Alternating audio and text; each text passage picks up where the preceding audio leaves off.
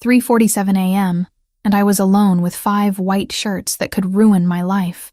The laundry hummed around me, industrial washers clicking through their cycles, the smell of detergent and steam thick enough to taste. Portland's only 24-hour laundromat wasn't glamorous, but it paid just enough to keep the debt collectors from calling every single day instead of every other. $32,000 in student loans felt like an anchor around my neck, dragging me down to this fluorescent-lit purgatory night after night. I should have known something was wrong the moment the delivery arrived. Anonymous drop-off services weren't unusual, but the note attached to the black garment bag made my stomach twist.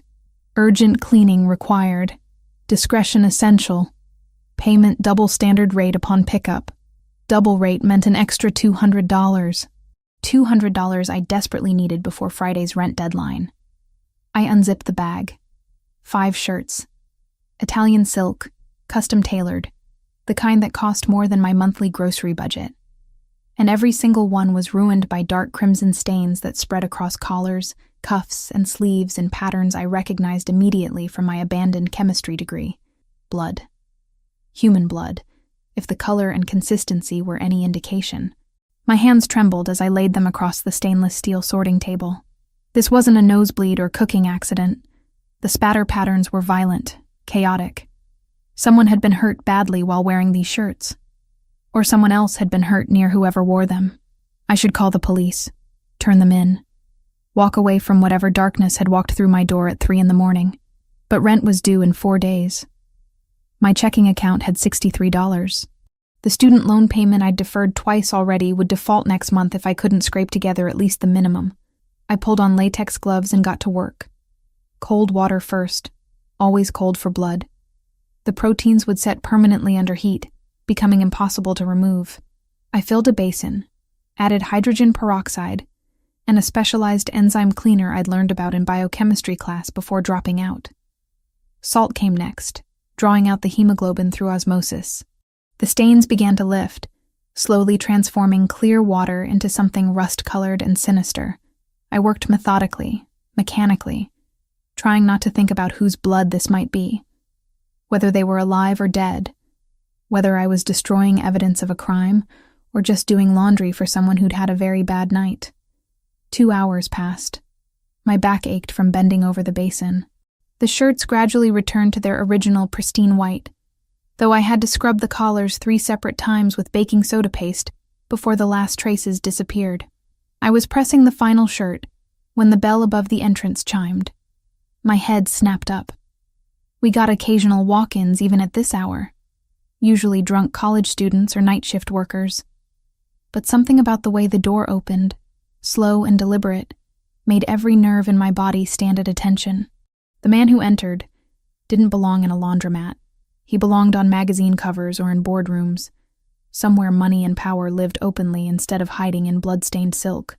Tall, at least 6'3", with shoulders that filled out his black suit like it had been painted on. Dark hair swept back from a face all sharp angles and controlled intensity. But it was his eyes that stopped my breath. Deep brown, almost black in the harsh lighting, and focused on me with the kind of attention that made me feel simultaneously seen and hunted. "I'm here for a pickup," he said. His voice was smooth, cultured, with the faintest trace of an accent I couldn't place. "Service order placed earlier tonight." I glanced at the shirts hanging behind me, perfectly pressed and innocent-looking. My mouth went dry. The white shirts? Yes. Something in the way he said it, so certain and calm, told me he knew exactly what condition they'd arrived in. And he knew I knew. I forced myself to move, to act normal, to pretend this was just another transaction. I retrieved the garment bag, carefully placed each shirt inside, and zipped it closed. My hands only shook a little. "That'll be $400, I said, doubling the doubled rate on impulse. If I was going to compromise every moral principle I'd ever held, I might as well get paid properly for it. He didn't even blink, just pulled out a money clip thick with hundreds and counted out 4 bills with the same precision I'd seen surgeons use with scalpels. Our fingers brushed as he handed over the payment. His skin was warm, calloused in unexpected places. Not the hands of someone who only wore expensive suits and had other people do his dirty work. "Thank you," he said, taking the bag. Then he paused, studying my face with that unsettling intensity again. "You're very skilled." These stains were challenging. My heart hammered against my ribs. "I studied chemistry. Before I had to drop out." Why did I tell him that? Why did I give this dangerous stranger any personal information? "I can see that. The technique you used, most commercial cleaners wouldn't know to combine enzymatic treatment with oxidation." He tilted his head slightly. "You recognized what they were. It wasn't a question." "Yes," I whispered, because lying to those eyes seemed impossible. We stood there, the truth hanging between us like smoke. He'd brought me evidence of violence, and I'd destroyed it. We were both guilty now, both complicit. His phone rang, shattering the moment. He answered in rapid Italian, his entire demeanor shifting from controlled charm to something harder, colder.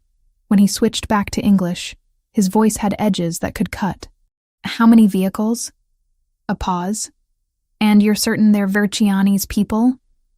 Another pause, longer this time. His jaw clenched. "Understood. I'm leaving now." He ended the call and looked at me again, and this time I saw something new in his expression. Calculation. Decision. Maybe regret. "What's your name?" "Hannah. Hannah Wells." "Hannah." He said it like he was committing it to memory.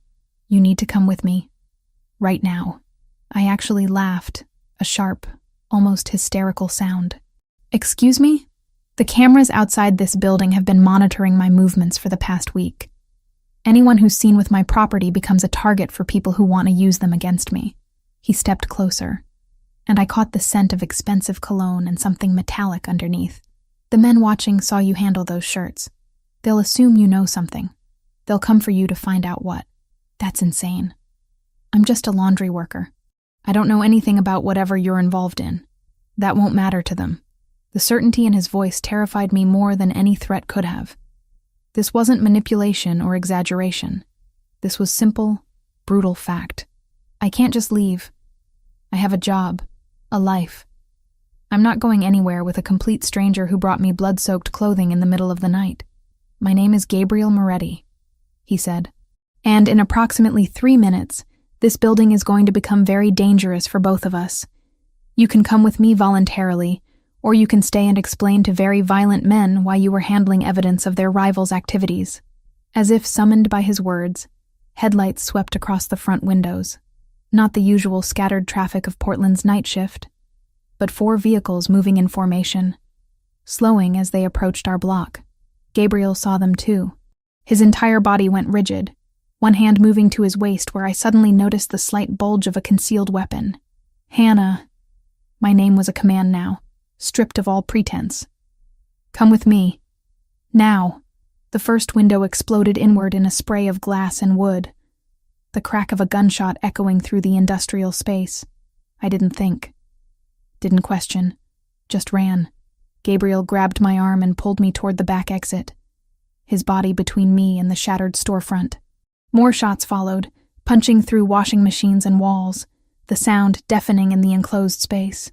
We burst through the rear door into an alley where a black SUV idled with its engine running. The back door was already open. Gabriel shoved me inside with surprising gentleness given the violence exploding around us, then climbed in after me. "Drive," he ordered the man behind the wheel, and we were moving before my door even closed, tires squealing on wet pavement as we shot out of the alley and into Portland's empty streets. I twisted around to look through the rear window. The laundromat was receding behind us, its windows dark except for the flickering of what might have been muzzle flashes or breaking glass. Everything I owned was in that building. My purse, my phone, my keys.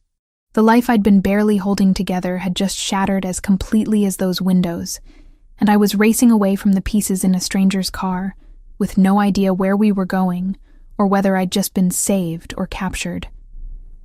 Gabriel was speaking into his phone again, coordinating something with rapid precision, but I couldn't process the words. My ears were ringing. My hands were shaking. And somewhere in the chaos of the last 5 minutes, I'd crossed a line I could never uncross. I'd seen the blood. I'd cleaned it away. And now I was running with the man who'd spilled it, The driver took corners at speeds that should have been illegal, probably were illegal, but nobody was stopping us. I gripped the leather seat beneath me, knuckles white, watching Portland's familiar streets blur past in the pre-dawn darkness. Gabriel was still on his phone, switching between English and rapid Italian that sounded like commands. His entire demeanor had shifted from the controlled man who'd walked into my laundromat to something harder, more dangerous. The expensive suit couldn't hide what he really was anymore. "Who the hell are you?" The words came out sharper than I'd intended, fueled by adrenaline and terror. And don't give me some vague answer. People just shot at me. I think I deserve the truth. He ended his call and turned those dark eyes on me. In the passing streetlights, I could see his jaw was tight, a muscle jumping near his temple. "My name is Gabriel Moretti. I run the Moretti family operations in Portland, and the people who attacked us tonight are part of a Russian organization called Versiani that wants to take over our territory. Mafia." The word felt surreal in my mouth. "You're actually Mafia. That's a simplification." But yes, I pressed my hands against my face, trying to process. The blood on the shirt suddenly made horrifying sense. "And they want to kill me because I cleaned your clothes? They want to use you, to find out what you know, where I am, what my vulnerabilities are." His voice was matter of fact, like he was explaining weather patterns instead of my potential torture and murder. "The Versiani organization has been monitoring my movements for weeks. They have hackers accessing street cameras, tracking software. When you handled those shirts, when I came to collect them, they saw an opportunity. I don't know anything. I'm just a laundry worker trying to pay off student debt. I believe you. They won't." The certainty in his voice made my stomach clench. "So what happens now? You keep me prisoner until this war or whatever is over. I keep you safe until the immediate threat is neutralized." He leaned forward slightly, and I caught that scent again. Cedar and something metallic. "You're not a prisoner, Hannah, but going back to your normal life right now would be suicide." We'd left the city center behind, climbing into the hills on Portland's outskirts. The houses here were massive, set back from the road behind gates and walls. Old money and new power lived up here, far from the rest of us. The SUV turned onto a private drive, slowing as enormous wrought iron gates swung open. Beyond them, a mansion materialized from the darkness, all modern lines and floor-to-ceiling windows. Lights blazed from every level despite the early hour. As we approached, I could see men in dark clothing positioned around the perimeter, some with visible weapons. My mouth went dry. This wasn't just wealth. This was a fortress. "Welcome to my home," Gabriel said quietly as we stopped in the circular driveway. The driver, a man Gabriel had called Thomas earlier, opened my door. I climbed out on shaking legs, staring up at the building that looked like it belonged in an architecture magazine. Not in my nightmare of a night. "This way." Gabriel placed a hand lightly on my lower back, guiding me toward the entrance. I wanted to shake him off, to run, to do anything except walk willingly into whatever this was. But where would I run? Back to my apartment where Russian mobsters were probably already waiting. The interior was even more impressive than the outside.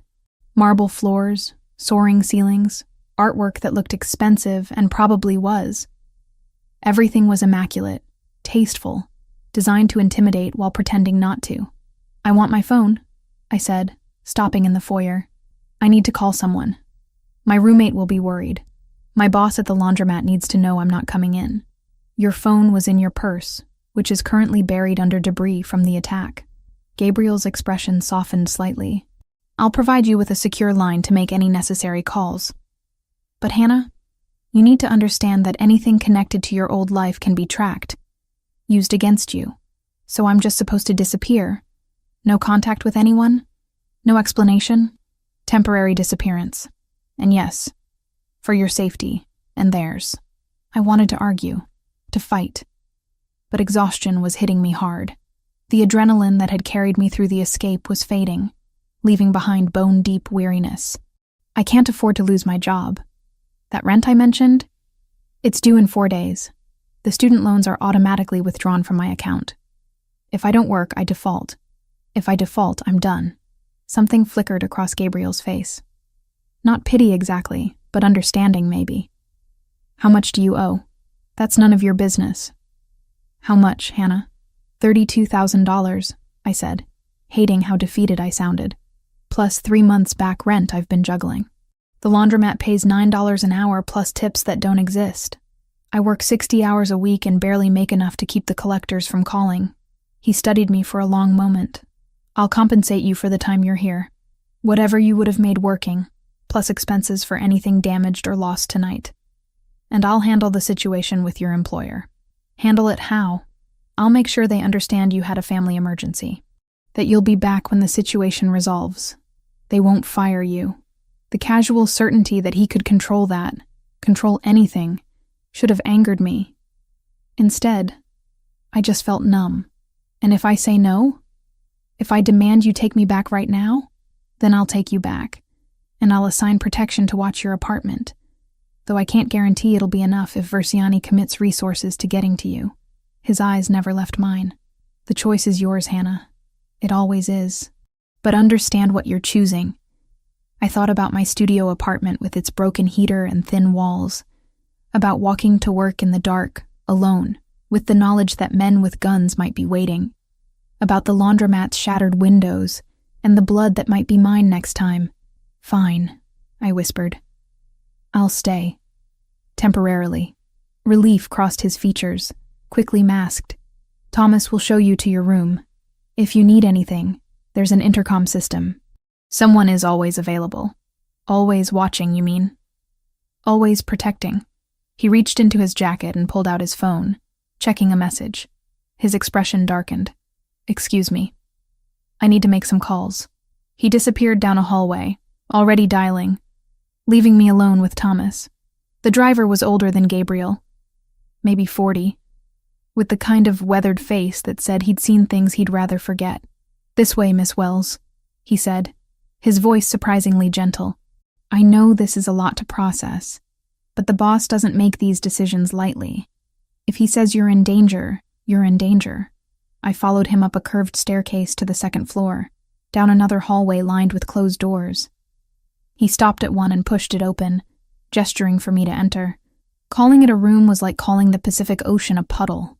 The suite was enormous, with a sitting area, a bedroom visible through another doorway, and what looked like a full bathroom beyond that. Everything was done in soft grays and whites, expensive fabrics and furniture that probably cost more than my car had before it died last year. There's clothes in the closet, Thomas said. Probably not your exact size, but close enough for now.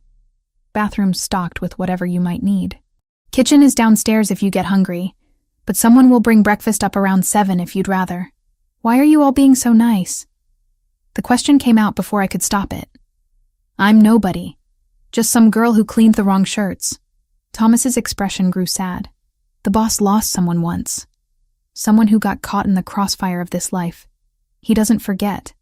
Doesn't let innocence pay for his choices if he can help it. Before I could ask what he meant, he was gone, closing the door softly behind him. I stood there in the ridiculous luxury of my temporary prison, still wearing my laundromat uniform that smelled like detergent and fear sweat, and felt the full weight of the night crash down on me. I didn't cry. Couldn't. Tears felt too small for what I was feeling. Instead, I walked to the window and looked out at the grounds below. Men patrolling. Security cameras.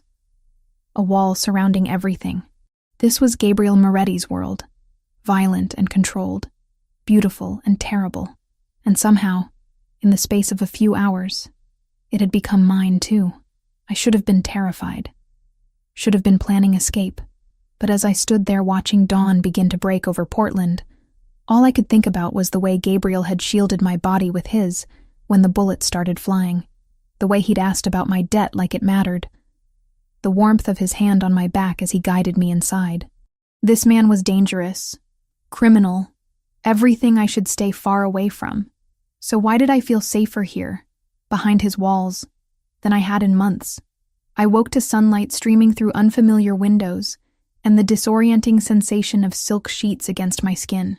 For one blissful second, I forgot where I was. Then memory crashed back. The blood, the bullets. Gabriel Moretti's dark eyes telling me my life had just imploded. The suite was silent. Too silent after years of thin apartment walls and street noise. I found clothes in the closet like Thomas had promised. Designer labels I'd only seen in magazines. The jeans fit almost perfectly. The emerald sweater soft as air against my arms. Someone had studied me carefully to get the sizes this close. That thought should have creeped me out more than it did. Breakfast arrived on a tray carried by a woman who introduced herself as Maria, spoke in heavily accented English, and disappeared before I could ask questions. Coffee, fresh fruit, pastries that tasted like they'd been made that morning. I ate mechanically, staring out at the grounds below where men still patrolled in the morning light. I couldn't hide in this room forever. Whatever Gabriel's world was, I needed to understand it if I was going to survive here. The hallways were quiet when I ventured out. My footsteps muffled by expensive carpet. I passed closed doors, artwork that probably cost more than my education debt, before finding stairs that led down to the main floor. Voices drifted from somewhere deeper in the house. Gabriel's among them. But I turned the opposite direction. The library hit me like a physical force. Floor-to-ceiling shelves covered 3 walls, packed with books that looked actually read rather than decoratively arranged. I ran my fingers along leather spines, reading titles in English, Italian, Latin. Augustine's Confessions sat next to Dante's Inferno. Thomas Aquinas's Summa Theologica shared space with modern philosophy. This wasn't the collection of someone trying to look educated. This was someone who genuinely wrestled with ideas. I didn't take you for a reader. I spun around. Gabriel stood in the doorway, dressed more casually than I'd seen him. Dark jeans and a charcoal Henley that somehow made him look more dangerous, not less. Without the armor of the suit, I could see the lean muscle of his frame, the way he moved with controlled precision. I had to drop out of college, not high school, I said. I can read just fine. Something like amusement flickered across his face. I meant I didn't expect you to seek out the library first. Most people go for the kitchen or the pool. You have a pool? Indoor. Heated. Feel free to use it. He stepped fully into the room, and I became acutely aware of how alone we were. Did you sleep? Eventually. I pulled a book at random from the shelf, needing something to do with my hands. Aquinas. Of course. Is this really yours, or just for show? Really mine.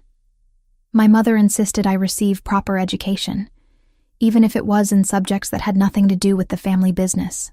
He moved closer, taking the book gently from my hands and replacing it on the shelf. She believed that understanding philosophy and theology would make me a better man, regardless of what profession I chose. Did it work? His smile was sad. I'm not sure she'd recognize what I became. We stood there in the morning light filtering through tall windows, and I saw something in his expression that made my chest ache. Regret. Bone deep and permanent. The blood on those shirts. I said quietly. Whose was it? Men who were trying to kill me. Who succeeded in killing 2 of mine. His voice was flat, matter of fact. That's the world I live in, Hannah. Violence isn't occasional. It's constant. Then why stay in it? Because leaving would cause more violence. Because 60 families depend on the Moretti organization for income, protection, stability. Because the alternative to me controlling this territory is the Versiani organization, who traffic in things I won't touch. Children. Forced prostitution. Fentanyl. He leaned against the bookshelf, and for the first time since meeting him, he looked tired. I'm not a good man, but I try to be less bad than the alternatives. I wanted to argue with the logic, to find the holes in his justification. But standing there, seeing the weight he carried, I couldn't quite manage it. My eyes caught on something through the open door of an adjacent room. Gabriel followed my gaze and tensed slightly. Your office? I asked. Yes. I walked toward it before he could stop me, drawn by what I'd glimpsed. The office was masculine and spare, all dark wood and leather, but in the corner sat something that didn't fit the aesthetic at all. A small altar. Not decorative, not dusty with disuse. Fresh candles burned before a wooden crucifix that looked centuries old. Images of saints flanked it. Saint Michael with his sword, Our Lady holding out her hands in blessing. A rosary lay coiled beside the candles, the beads worn smooth with handling. "You're Catholic." It wasn't a question. Gabriel's jaw tightened. "I was raised Catholic. But you still are. You keep this. You use it." I turned to face him. "How does that work? How do you reconcile what you believe with what you do?" "I don't." The words came out harsh. "That's the point, Hannah. I can't reconcile it. I go to confession in churches where no one knows my face. The priests refuse absolution because I won't promise to stop, to abandon everything. And they're right to refuse. I'm damned. I know it. I accept it. But I still pray because I don't know what else to do." The raw honesty in his voice stole my breath. This wasn't a man making excuses or hiding behind justifications. This was someone genuinely trapped, genuinely suffering. "Your mother," I said softly. "She raised you with this faith? She immigrated from Naples when she was 20. Met my father, thought he was just a successful businessman." Gabriel's hands clenched at his sides. "By the time she understood what he really was, I was already born. She tried to balance it, to give me something good to hold on to. She died when I was 20. Cancer. And 2 years later, my father was murdered by the families who are now trying to ally with Verziani. So you took over at 22. I didn't have a choice. The alternative was letting everything collapse into war. Letting the men who'd served my father and grandfather starve or die. Taking on the family meant inheriting all its sins, but it also meant protecting people who'd done nothing wrong except be born into this world. We were standing close now. Close enough that I could see the faint scar on his neck. The one I'd noticed that first night. My hand moved before I could stop it. Fingers hovering near the mark. "Someone tried to kill you. When I was 25. They almost succeeded." He didn't pull away from my almost touch. That's when I understood that this life doesn't end until death ends it. There's no retirement, no walking away, only the grave. That's horrible. That's reality. The days that followed fell into an unexpected rhythm. Gabriel worked from the house, coordinating operations I tried not to think too hard about. I explored, read, tried to pretend this was some strange vacation rather than protective custody. But every evening, we'd find each other in the library or over dinner, and our conversations grew longer, deeper, more dangerous. He challenged me on moral philosophy. I challenged him on consequentialist ethics. We debated free will and determinism, redemption and damnation. Whether choices made under duress could truly be called choices at all. "You don't judge me," he said one evening, passing me the salt across the dinner table. Our fingers brushed, sending electricity up my arm. "Why? I'm judging you plenty," I said. "I just don't think you're simple enough for simple judgments. Most people do. Most people are lazy thinkers." That almost smile appeared, the one that transformed his severe face into something warmer. "Is that your professional opinion? College dropout?" "Debt-ridden college dropout," I corrected. "Get it right." The laughter that escaped him was genuine, unguarded. In that moment, he looked years younger, almost happy. It did something to my chest. Something I absolutely couldn't afford to feel. A week into my stay, I was reading in the library when I heard a sharp curse from the kitchen. I found Gabriel standing at the sink, blood running from his hand where he'd apparently broken a glass. "Let me see." I was moving before thinking, taking his hand in mine, examining the cut. Deep but clean. No glass visible. "Hold still." I cleaned the wound with the efficiency of someone who'd spent 2 years in pre-med before switching to chemistry. His hand was large in mine, calloused, warm despite the blood loss. As I worked, I became aware of how close we were standing, how his breath caught slightly when I pressed gauze against the cut. "You're good at this," he said quietly. "I wanted to be a doctor once, before the debt made it impossible. I wrapped the gauze, securing it carefully, before I had to choose between dreams and survival. If you could go back, finish your degree, would you?" "In a heartbeat. But that's not reality. Reality is laundromat shifts and hoping I can make rent." His free hand came up, tilting my chin so I had to meet his eyes. What if reality could change? Before I could answer, before I could process the heat in his gaze, or the way my pulse was racing, an alarm blared through the house. Gabriel moved instantly, pulling me toward a door I hadn't noticed before. Safe room, now. What's happening? They found us. He opened the door, revealing a reinforced room lined with screens. Get inside. Lock it behind me. Don't open it for anyone but me or Thomas. Gabriel, do it, Hannah, please. The please broke through my resistance. I stepped inside, and he sealed the door, the locks engaging with mechanical precision. Through the screens, I could see multiple camera angles of the property. Men approaching the perimeter. Gunfire erupting in short, controlled bursts. I watched Gabriel coordinate the defense through a window, his movements efficient and deadly. Watched him take down an attacker with brutal precision. Watched the violence I'd been trying not to think about become horrifyingly real. It lasted 20 minutes. 20 minutes that felt like hours. When the door finally opened, Gabriel stood there covered in blood, breathing hard, but uninjured. It's over. They're gone. I didn't think. Just ran to him. Threw my arms around him despite the blood, despite everything. He caught me, held me tight, his face buried in my hair. I thought I couldn't finish the sentence. I'm fine. You're fine. That's what matters. His hand came up to cup the back of my head, and when I tilted my face up, his eyes were burning with something that had nothing to do with the fight. We were a breath apart, a heartbeat. His thumb traced my jawline, and I knew if either of us moved, we'd cross a line we couldn't uncross. Thomas burst in before we could. Boss, we have a problem. Gabriel released me slowly, reluctantly. What? They hit the laundromat again. Took one of the workers. Thomas's expression was grim. The girl who was on shift. Rachel Cooper. They're using her to send a message. The blood drained from my face. Rachel. 19-year-old Rachel who worked nights to pay for community college. Who'd covered my shifts when I was sick.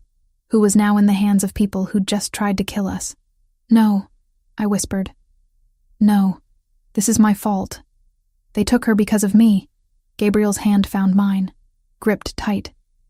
We'll get her back. I promise you, Hannah. We'll bring her home. But as I stared at Thomas's grim expression and felt Gabriel's blood seeping through my borrowed clothes, I understood something I'd been trying to avoid. This wasn't temporary.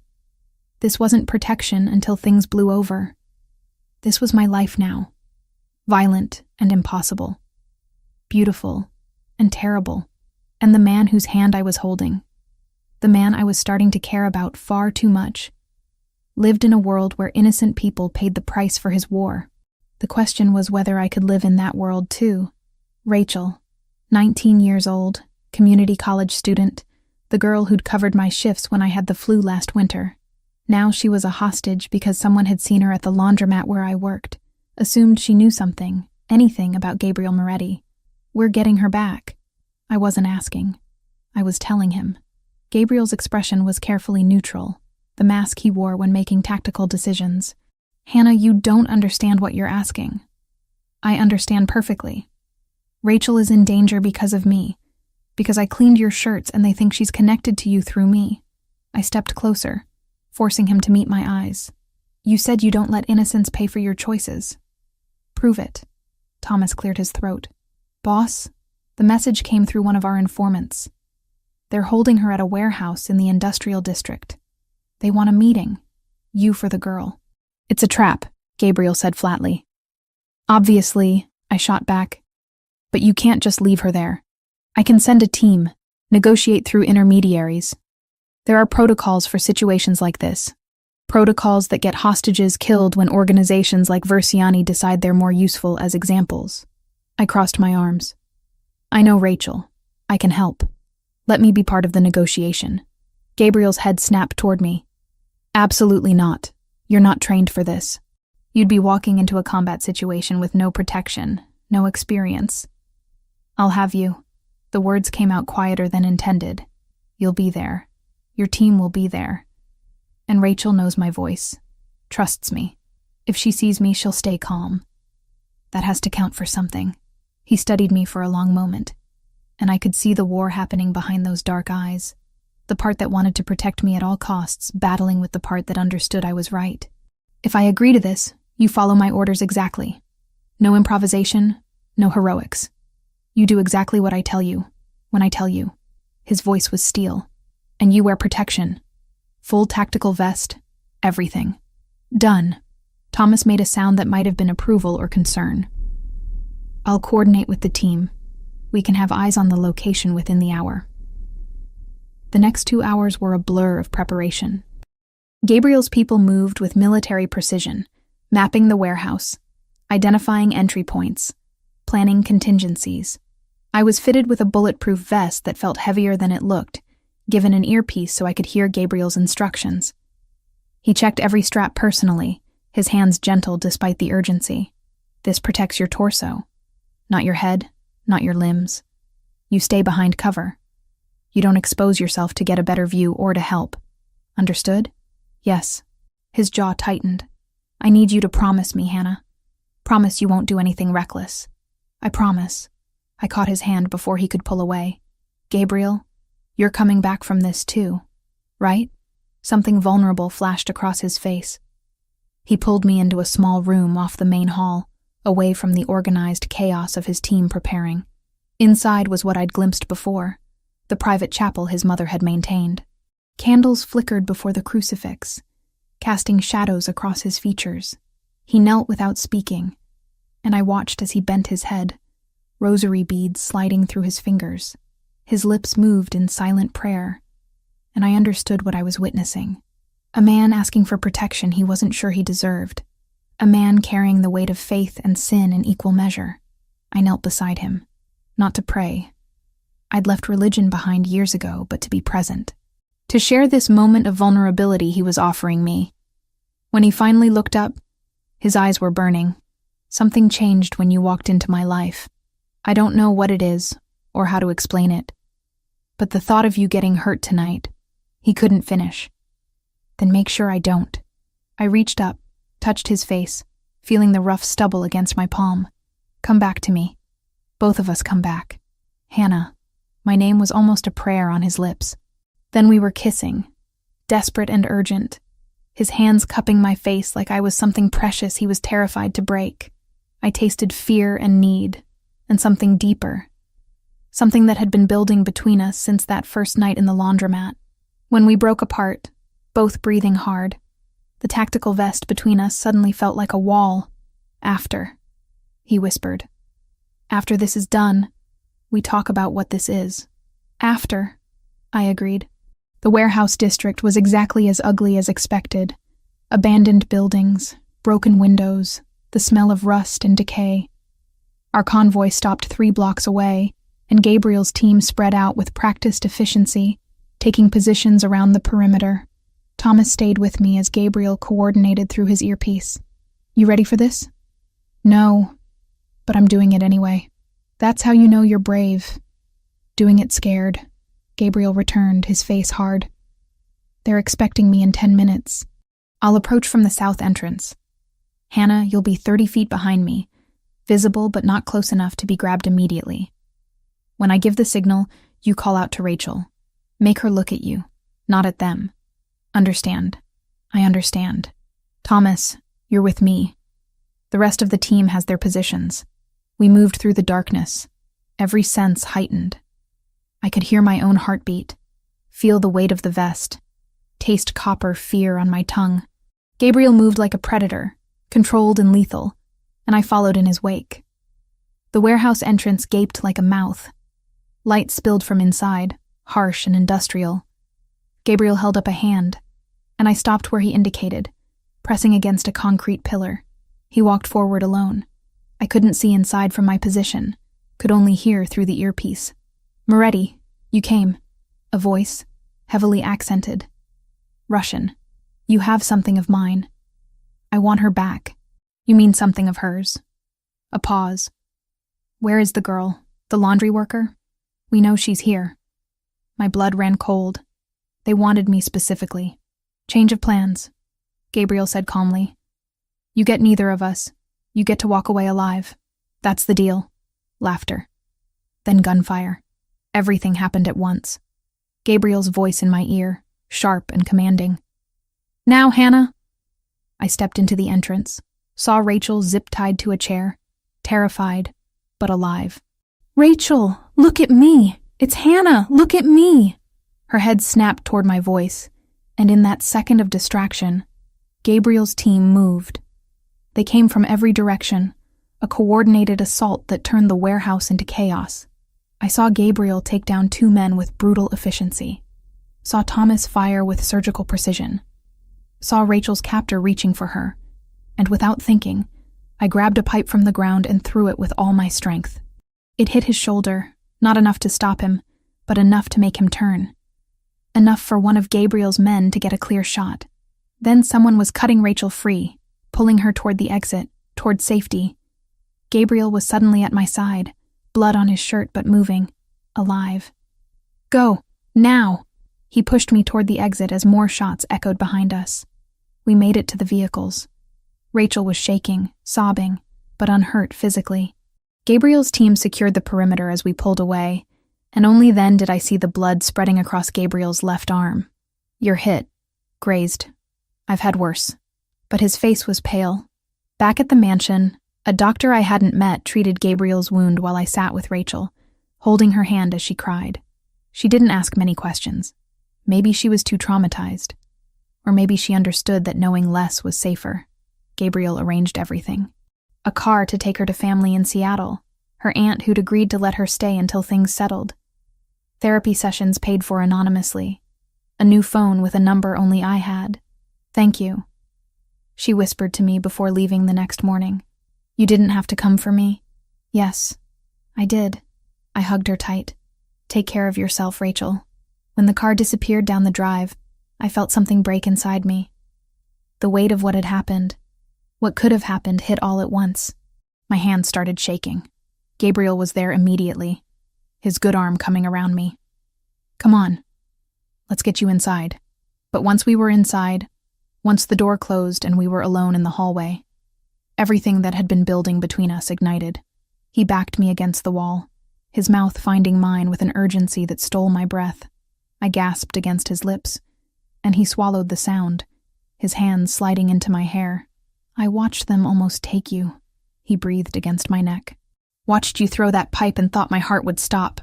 You got shot protecting me. I'd do it again. I'd do it 1,000 times. He pulled back enough to meet my eyes. Hannah, this isn't smart. Nothing about this is smart. I know. I'm dangerous for you. This life is dangerous for you. I know that too. Then why?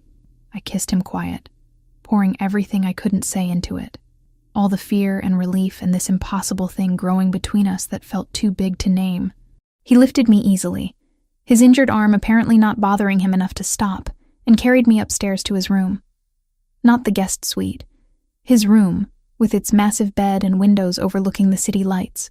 What happened next was intense, emotional, charged with everything we'd been holding back. His hands learned the geography of my body with reverence and hunger in equal measure.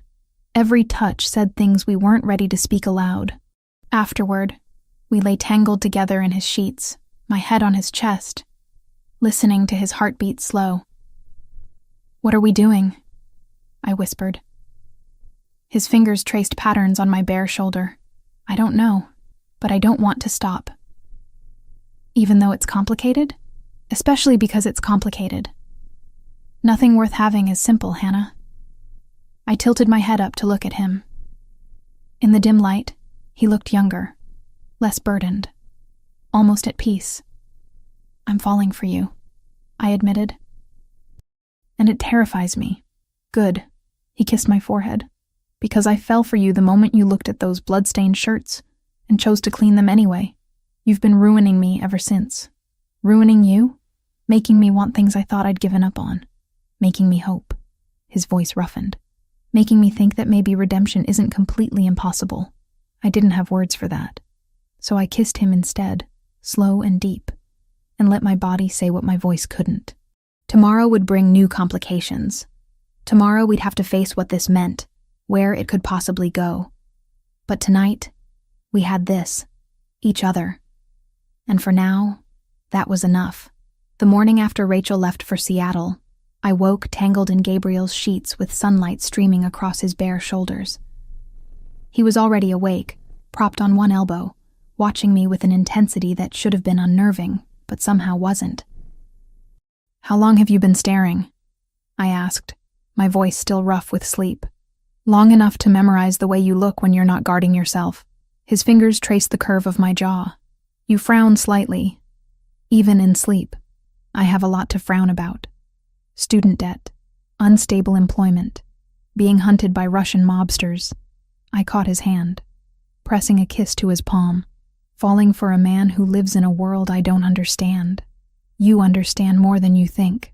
He pulled me closer, and I went willingly, fitting against him like we'd been doing this for years instead of days. "You see the complexity. Most people only see the surface, make their judgments, and move on. You dig deeper. Is that a compliment or a warning?" "Both." We stayed like that, wrapped in each other in the quiet morning, until Thomas knocked to say breakfast was ready. The domesticity of it all felt surreal. Eating eggs and coffee with Gabriel and his second-in-command, discussing plans for the day like we were a normal household instead of a crime organization. Over the next few days, I learned the rhythms of Gabriel's world. Morning strategy meetings I wasn't invited to. Afternoons where he worked from his office while I explored the grounds or read in the library. Evenings that belonged to us. Stolen hours where we could pretend the violence outside these walls didn't exist. But I was getting restless. Being protected also meant being kept in the dark. And I'd never been good at ignorance. "I want to know what's happening," I said one afternoon, finding Gabriel in his office reviewing what looked like shipping manifests. With Versiani, with the war, with everything. He looked up from the papers, expression carefully neutral. "Hannah, don't." I crossed my arms. "Don't tell me it's for my protection or my safety. I'm already in this.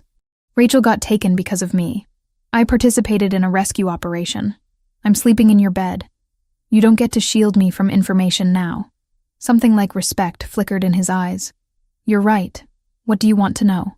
"Everything. Start with why Versiani wants Portland so badly." He leaned back in his chair, gesturing for me to sit. "Portland is what we call a clean port. Low corruption in law enforcement compared to cities like New York or Los Angeles. That makes it valuable for moving product, both legal and illegal. The Moretti family has controlled the docks and distribution networks for 60 years. We keep heavy drugs out. We don't traffic people. We maintain order. And Versiani allied with the Solntsevskaya Bratva, one of the largest Russian organizations. They want to bring in fentanyl, expand the prostitution trade, use Portland as a hub for weapons trafficking. Things my family has spent decades keeping out of this city." His jaw tightened. "I'm not claiming moral high ground, Hannah. I'm a criminal. But I have lines I won't cross. They don't. I absorbed this, trying to reconcile the man I was falling for with the reality of what he represented. So this war continues until what? One of you is dead? Until one of us backs down or is eliminated, yes. That's a hell of a future to offer someone." "I know." He stood, coming around the desk to where I sat. "That's why I keep trying to give you outs. To let you walk away before you're in too deep. I'm already in too deep." I looked up at him. This dangerous man with his conflicted faith and impossible choices. "The question is whether we figure out how to navigate this together. Or whether you keep trying to protect me by pushing me away." His hand cupped my face, thumb brushing my cheekbone. "I don't want to push you away. I want to keep you. But I'm terrified of what that means. Then let me decide what I can handle. Trust me to know my own limits." We stood there, the weight of impossible decisions hanging between us, until his phone rang. He answered with visible reluctance, listened, then his expression darkened. "Understood. I'll be there in 10. He ended the call and met my eyes. "I need to go into the city. There's a situation that requires my presence." "What kind of situation?" "The kind I can't talk about yet." He saw my expression and sighed. "Hannah, some things genuinely are dangerous for you to know. Not because I don't trust you, but because in this world, knowledge can get you killed." Before I could argue, Thomas appeared in the doorway. "Boss, we need to move." Gabriel kissed me quickly, fiercely. "Stay here. Don't leave the grounds. I'll be back before dinner." Then he was gone, leaving me alone with my frustration and fear. The hours crawled past. I tried reading, couldn't focus. tried watching television, found nothing that could distract me from wondering where Gabriel was, what he was doing, whether he was safe. By the time he returned at 6, I'd worked myself into a state of barely controlled anxiety. He found me pacing the library, and one look at his face told me something significant had happened. "What?" I demanded. "Later. First, we need to talk about something else." He pulled an envelope from his jacket and handed it to me. "This came through today." I opened it, scanned the contents, and felt my blood run cold. It was a statement from my student loan servicer. Balance, 0. Paid in full as of this morning. "What did you do?" "I paid your debt." His voice was careful, controlled. All of it. Fury ignited in my chest. "You had no right. That was my debt, my responsibility. You were drowning under it, working 60-hour weeks just to make minimum payments. It was going to take you 15 years to clear it. That doesn't give you the right to just erase it without asking me." I threw the envelope at him. "Do you have any idea how that makes me feel? Like I'm some charity case you're taking care of? Like you bought me?" Pain flashed across his face. "That's not why I did it." "Then why? Why go behind my back and make this decision for me?" "Because I wanted to free you." He stepped closer, and I saw the raw emotion in his eyes. "Every conversation we have about the future, you talk about debt like it's a chain around your neck. I wanted to cut that chain. Not to control you, Hannah. To give you actual choices instead of forcing you to stay because you have nowhere else to go." The anger drained out of me, replaced by something more complicated. "You should have asked. You would have said no." "Exactly. Because it's my life. My decision." I pressed my hands against my face, trying to process. "Gabriel, I need my autonomy. I need to feel like I'm choosing this, choosing you. Not because I'm financially dependent or trapped. I understand." He reached out, then stopped, uncertain. "What if we call it a loan? No interest. Pay me back whenever you can. Would that make it better?" I looked at him. This powerful man who commanded an empire but was standing here vulnerable, trying to fix what he'd broken. It would help. "But you can't do things like this without talking to me first. We're supposed to be partners, right?" "Right. I'm sorry. I'm not used to considering someone else's perspective on decisions like this." "Well, get used to it, because I'm not going anywhere." He pulled me into his arms, and I let him, breathing in his scent and feeling the solid warmth of him. "I love you," he whispered against my hair. "I know it's too soon and too complicated, but I need you to know." My heart stopped. Started again. Faster. "Say that again." "I love you, Hannah Wells." Completely. Impossibly. Against all logic and reason.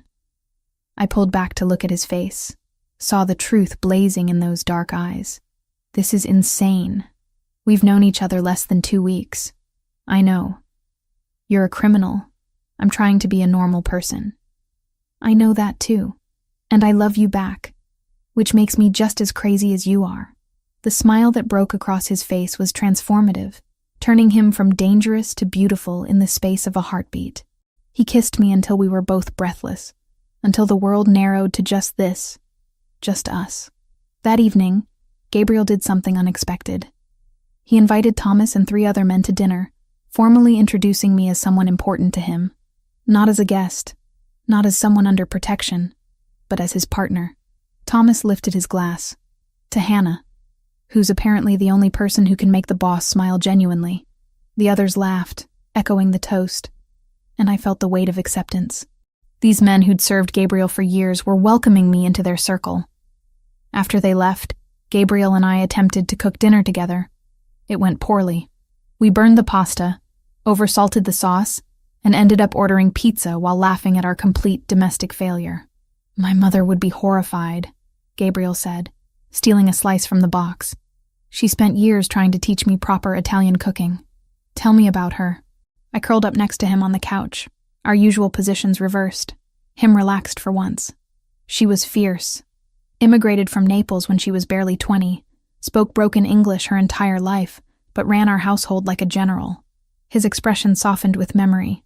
"She tried so hard to keep me separate from my father's world. Made me go to church every Sunday, study philosophy and literature. learn about something beyond violence and power. She sounds amazing. She was.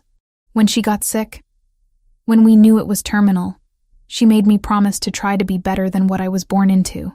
I've failed that promise more times than I can count. I took his hand. Do you think she'd forgive you?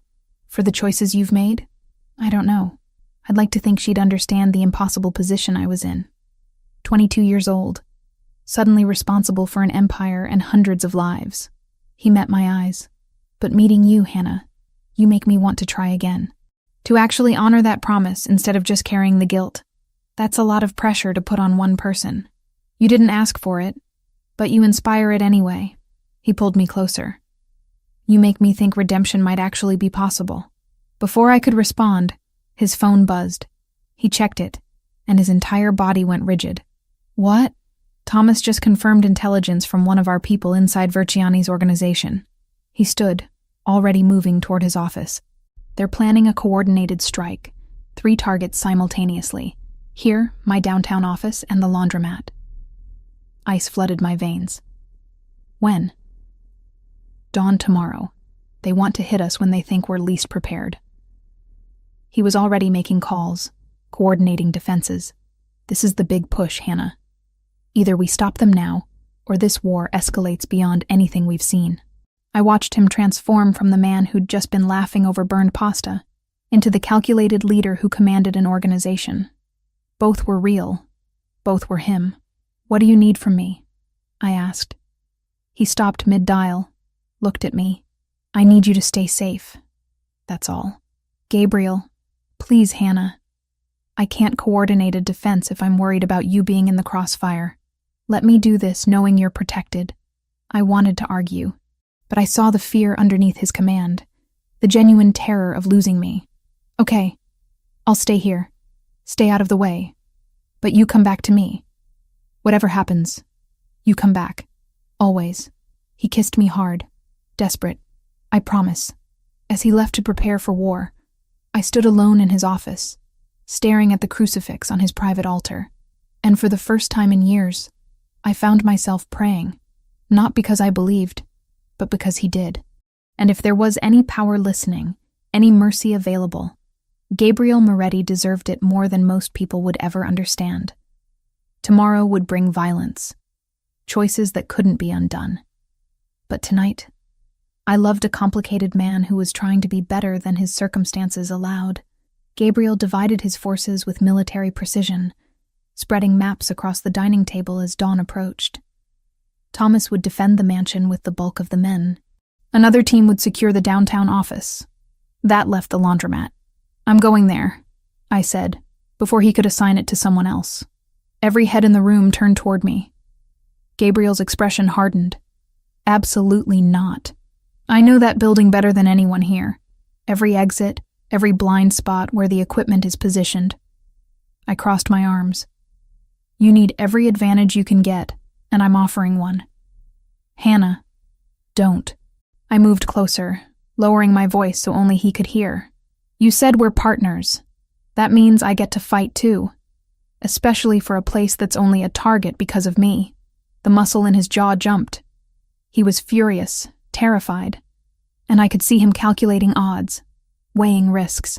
Finally, he turned to one of his men. Marco, you take 5 men to the laundromat with Hannah. You follow her tactical suggestions about the layout, but you keep her behind cover at all costs. Understood? Yes, boss. Gabriel pulled me aside as the others dispersed to prepare. If anything happens to you, it won't. I caught his face between my hands. I'll be careful. I'll stay behind your men. But I can't hide here while people die protecting territory I made dangerous. He kissed me hard, desperately. Come back to me. Always. The laundromat looked haunted in the pre-dawn darkness. Its shattered windows from the first attack still boarded up. Marco and his team moved with practiced silence, taking positions I suggested, behind the industrial washers, near the supply closet, by the back exit where anyone entering wouldn't see them immediately. I crouched behind the front counter, the same place I'd stood that first night cleaning Gabriel's shirts. It felt like a lifetime ago, instead of 2 weeks. They'll come at first light, Marco whispered through the comms. 3, maybe 4 vehicles based on intel. Hannah, you stay exactly where you are unless I tell you to move. Clear? Clear. The minutes crawled past. My heart hammered so loud I was certain everyone could hear it through the earpiece. Then, as the sky began to lighten, engines growled in the distance. 3 black SUVs pulled up outside. Doors opened. Men poured out, at least a dozen, armed and moving with the confidence of people who expected no resistance. They were wrong. The first one through the door died before he registered what was happening. Marco's shot precise and fatal. Then chaos erupted. Gunfire exploded from both sides. I pressed myself flat against the floor, hands over my ears, as bullets punched through walls and equipment. The smell of cordite and fear filled the air. Hannah! Marco's voice in my ear. The industrial washers, there's a control panel. Can you activate the steam vents? I knew exactly what he meant. The old machines had manual release valves that could fill the room with scalding steam, creating instant cover. I can reach it. Do it. On my count. 3, 2, 1, go. I scrambled across the floor, staying low, and yanked the emergency release. Steam erupted from 4 massive machines simultaneously, turning the laundromat into a sauna from hell. Visibility dropped to nothing. Through the white fog, I heard more shots, screams, bodies hitting the ground. Then someone grabbed my arm.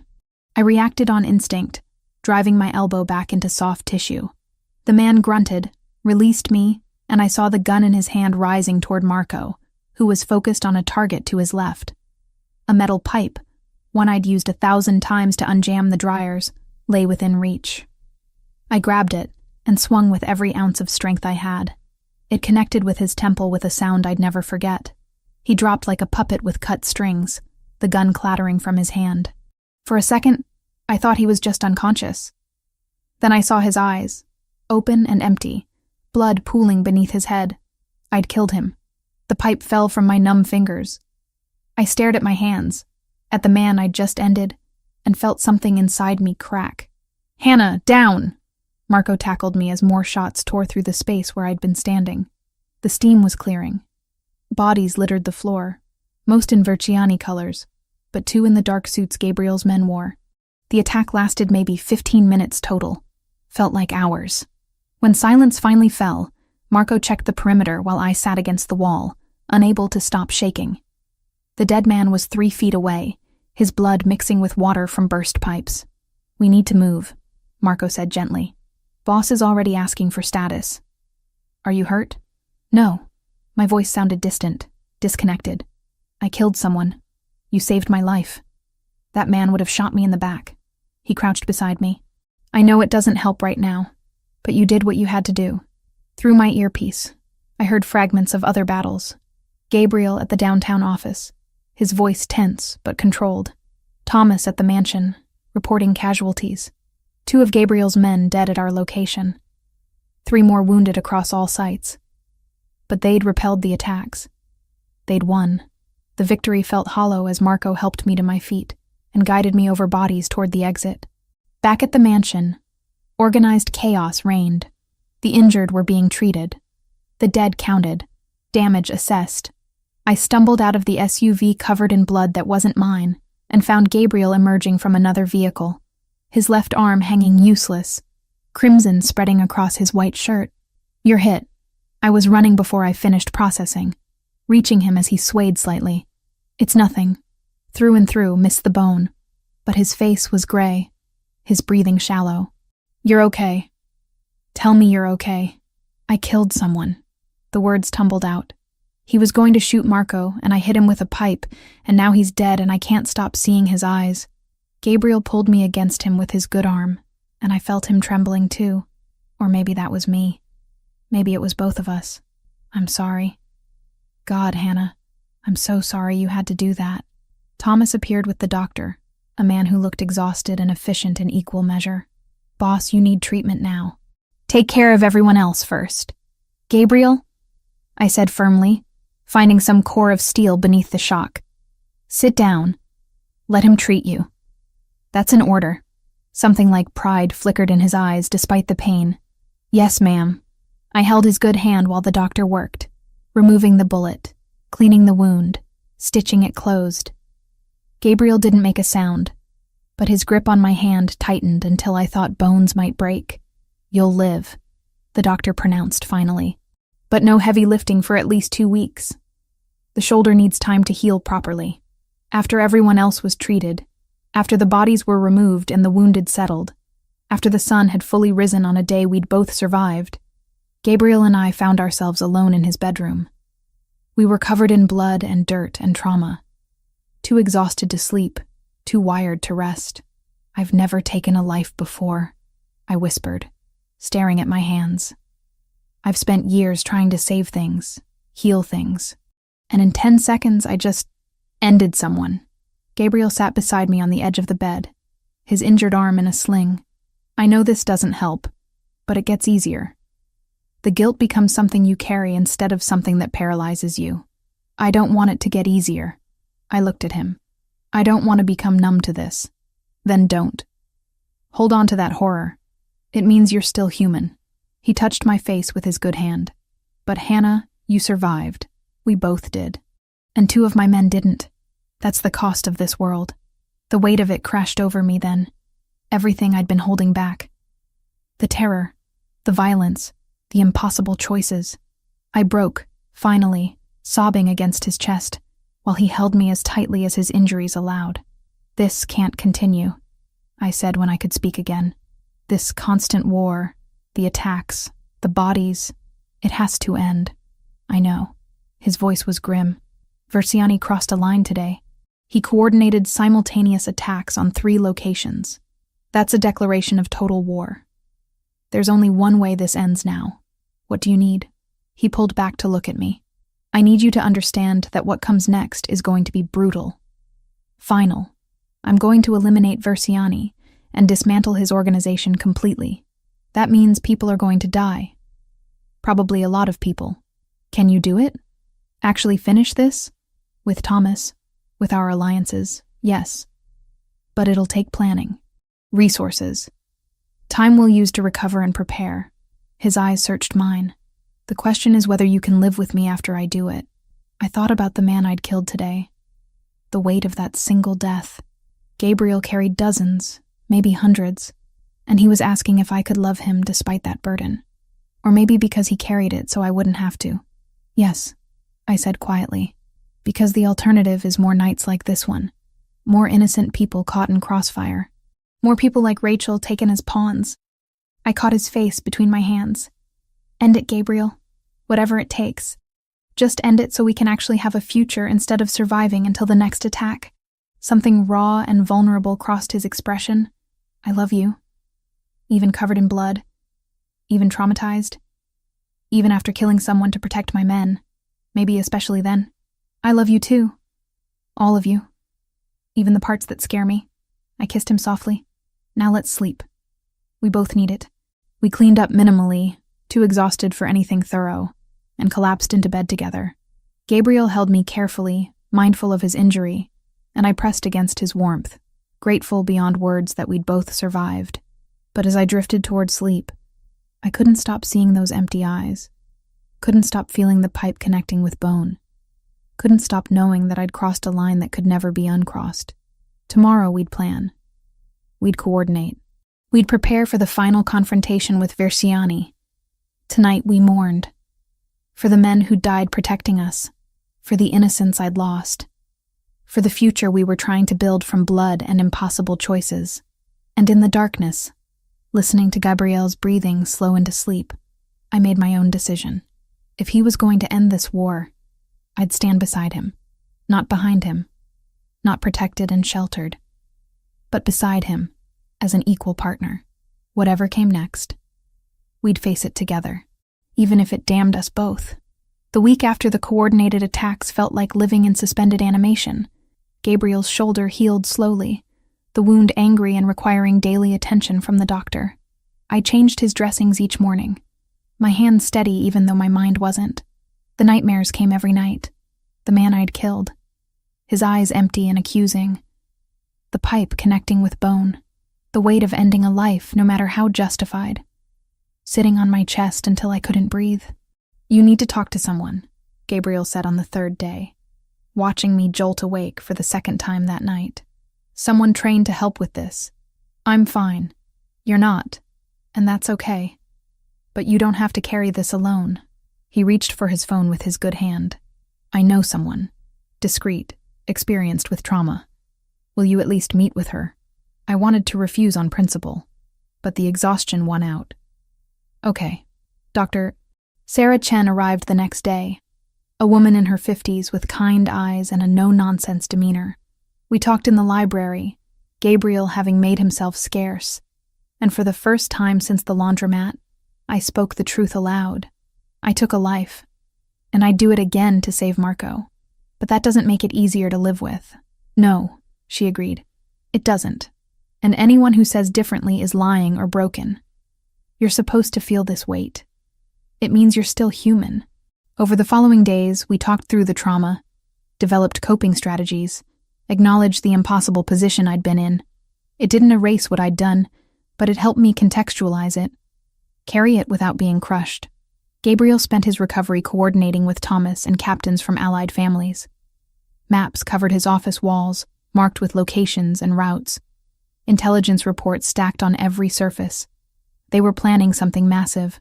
Let me help, I said, finding him hunched over satellite images despite the doctor's orders to rest. Hannah, I'm not asking to fight, but I can coordinate logistics, organize intelligence, do the planning work that doesn't require you straining your shoulder. I crossed my arms. You said we're partners. Let me actually be one. He studied me for a long moment, then gestured to the chair beside him. Here. These are Verciani's known properties. We've narrowed his location to 3 possibilities. I need someone to cross-reference the supply chain data with movement patterns. I sat, rolled up my sleeves, and got to work. The days blurred together. Planning, coordinating, preparing for what Gabriel called the end game. I learned more about his organization than I'd ever wanted to know. Saw the complicated web of legitimate businesses funding illegal operations. The families depending on Moretti money for survival. It wasn't simple. Nothing about this was simple. My phone rang on the 6th day, a number I'd memorized. Rachel. Hey, I answered, stepping onto the terrace for privacy. Hannah. Her voice was steadier than the last time we'd spoken. I wanted to check in. See how you're doing. I'm okay. How about you? How's therapy going? It's helping. My aunt's been amazing, and the therapist Dr. Moretti arranged is really good. A pause. I know what you did. Coming for me. Risking yourself. Thank you doesn't cover it. You'd have done the same. Maybe. But I'm still grateful. She took a breath. I'm not coming back to Portland. Not for a long time, maybe not ever. Too many memories, you know. I understand. You're safe. That's what matters. Are you safe? With him? I looked through the window at Gabriel, arm in a sling, arguing with Thomas about tactical approaches, and felt something warm settle in my chest. Yeah, I am.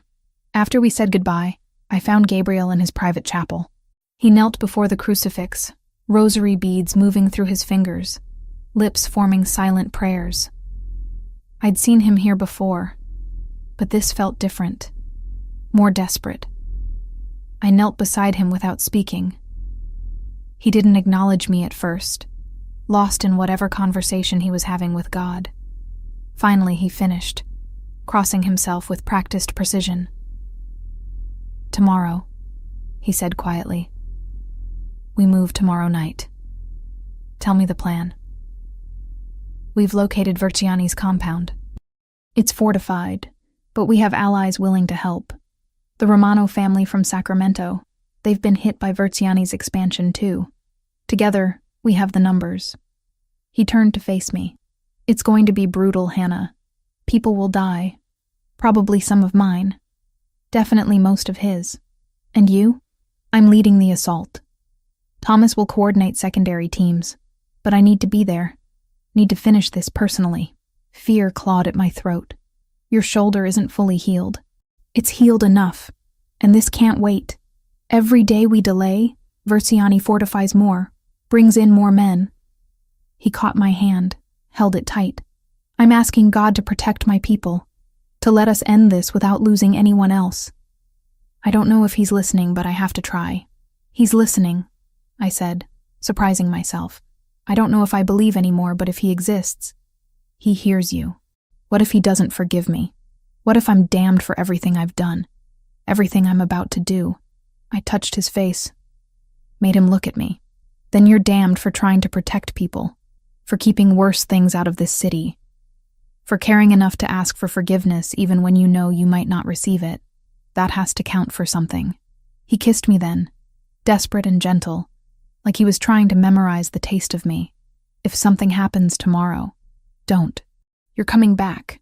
If something happens, he continued firmly, Thomas has instructions. You'll be taken care of. The house, the money, everything you need to finish school and build whatever life you want. Gabriel, stop.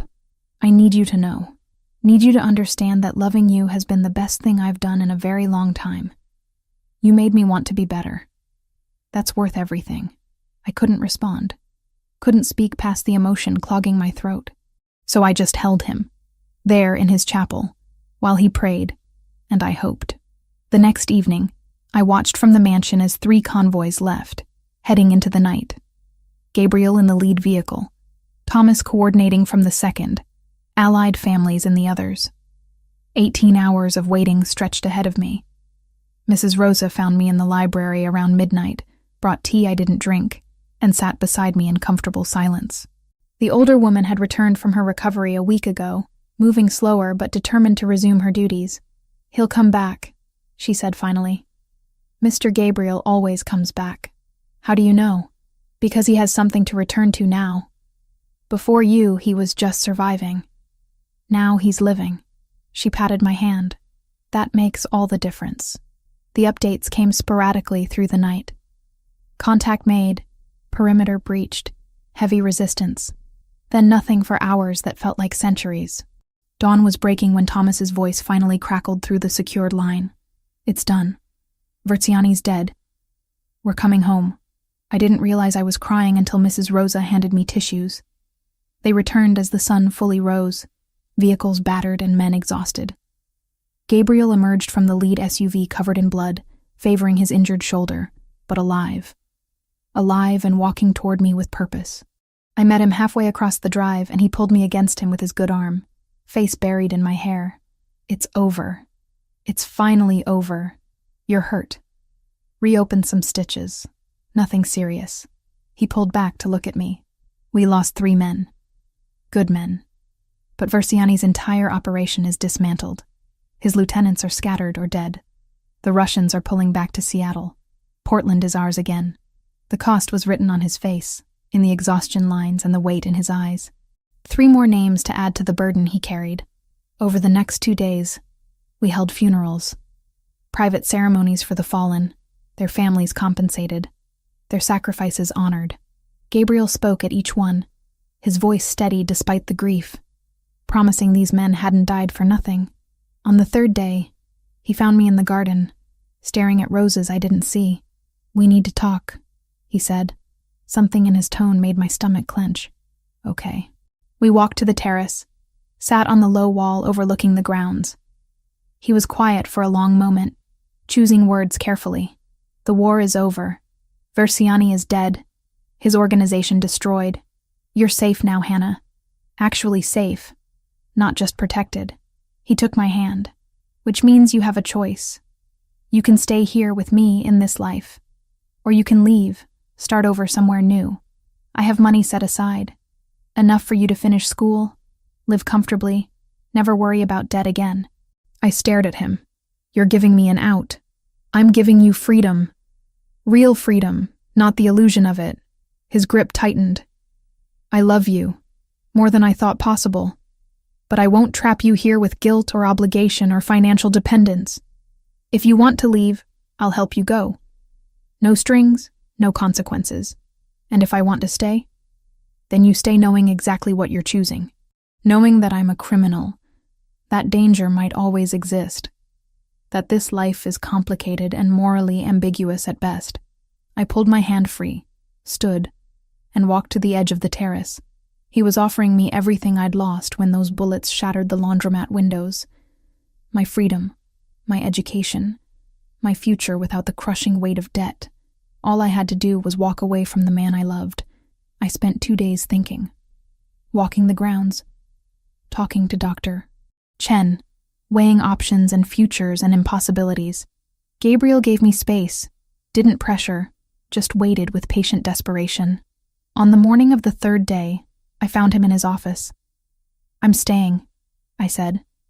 Relief crashed across his features. "Hannah, but on my terms."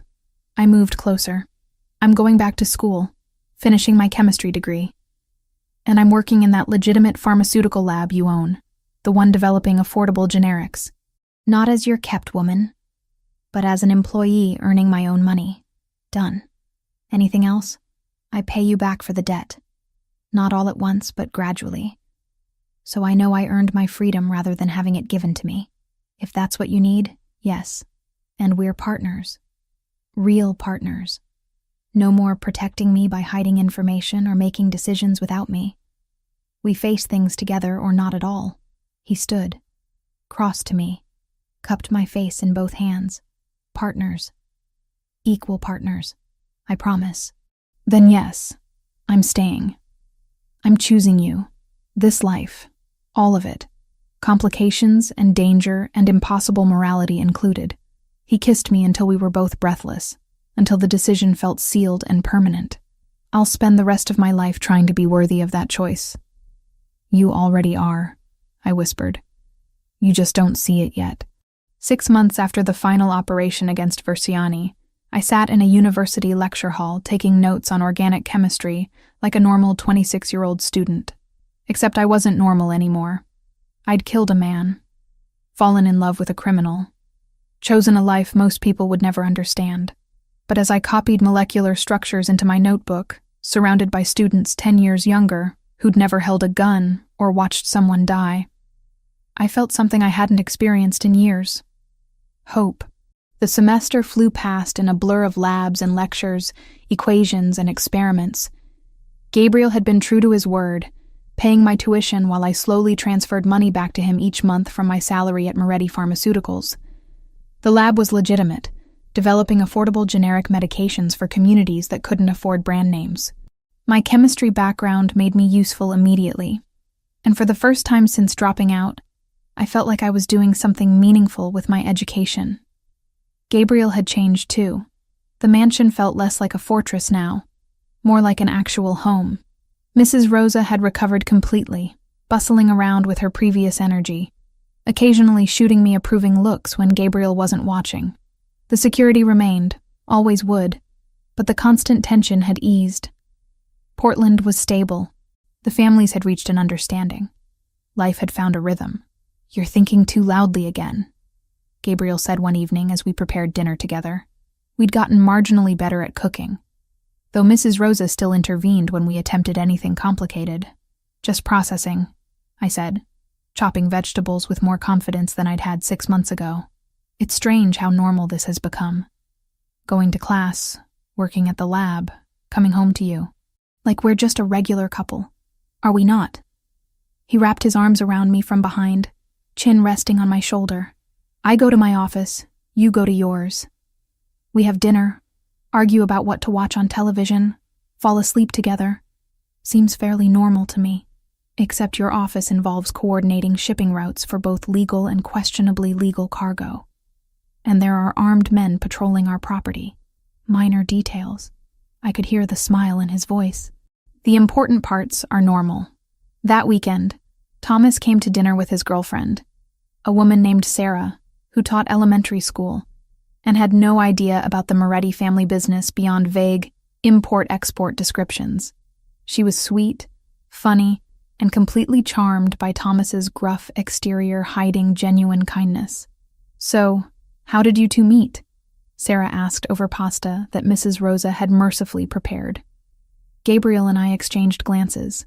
"She cleaned my shirts," he said, which was technically true. I was immediately fascinated. "By my laundry skills? By your competence, and your eyes, and the way you didn't back down when most people would have run." Sarah sighed happily. "That's so romantic. Thomas just arrested me for a parking violation." Thomas choked on his wine. "I gave you a warning, not an arrest." You were very intimidating about it. I had to ask you out just to prove I wasn't scared." We laughed, and for those few hours, we were just two couples sharing a meal, trading stories, enjoying each other's company. Normal. Blessedly, impossibly normal. The semester ended with final exams I actually felt prepared for. Walking out of my last test, I felt lighter than I had in years. 1 semester down, 3 to go until I had my degree. Graduation ceremony for completed coursework wasn't until spring, but when the day came, Gabriel sat in the audience wearing a suit that probably cost more than most attendees' cars, looking proud enough to burst. I spotted him immediately, Thomas beside him, both of them standing to applaud when I crossed the stage to receive my certificate of completion. Afterward, Gabriel swept me into a hug that lifted me off my feet. "I'm so proud of you.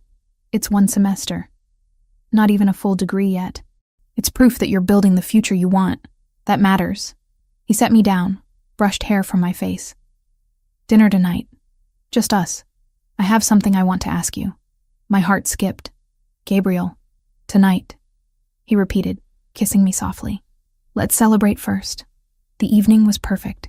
He'd arranged for us to eat on the terrace overlooking the city, Portland's lights spreading below us like fallen stars. Mrs. Rosa had outdone herself with the meal, and we ate slowly, talking about everything and nothing. When the plates were cleared, and we were alone with wine and the night air, Gabriel took my hand. "6 months ago, I offered you freedom. A way out, a fresh start, no obligations." His thumb traced circles on my palm. "You chose to stay, chose me, despite everything that choice meant. I'd choose you again," I said quietly. "Every time. I know you would. And that's why I need to ask you something." He stood, pulled me to my feet, and then did something that stopped my breath. He knelt. "Hannah Wells, you walked into my life covered in my sins, and somehow you saw past them to the man I was trying to be. You made me want redemption. Made me believe it might actually be possible." He pulled a ring from his pocket. Simple but beautiful. A single diamond that caught the light. "Will you build a different kind of empire with me? One with less blood and more purpose? Will you marry me and let me spend the rest of my life trying to deserve you?" Tears blurred my vision. "That ring better not have belonged to anyone you had killed." He laughed, the sound surprised and genuine. "It was my grandmother's, from Naples, the only family heirloom worth keeping." "Then yes. Yes, absolutely yes." He slid the ring onto my finger, stood, and kissed me until I forgot we were standing on a terrace, in view of security cameras and anyone who might be watching. Nothing mattered except this moment, this choice, this man I'd chosen, and who'd chosen me back.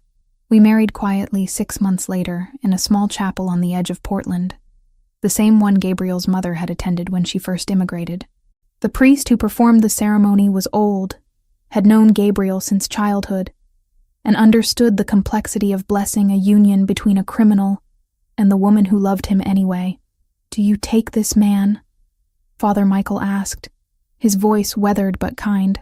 "In all his flaws and complications, to love and to cherish?" "I do," I said, meaning it completely.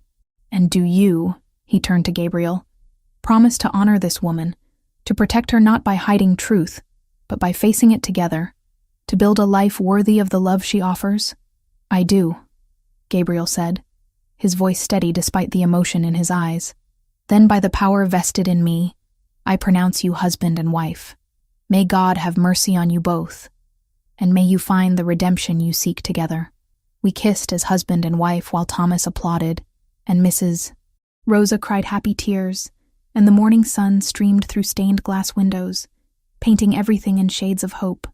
1 year after our wedding, I stood in a community center in East Portland, 6 months pregnant and explaining water purification systems to residents who'd been drinking contaminated tap water for years.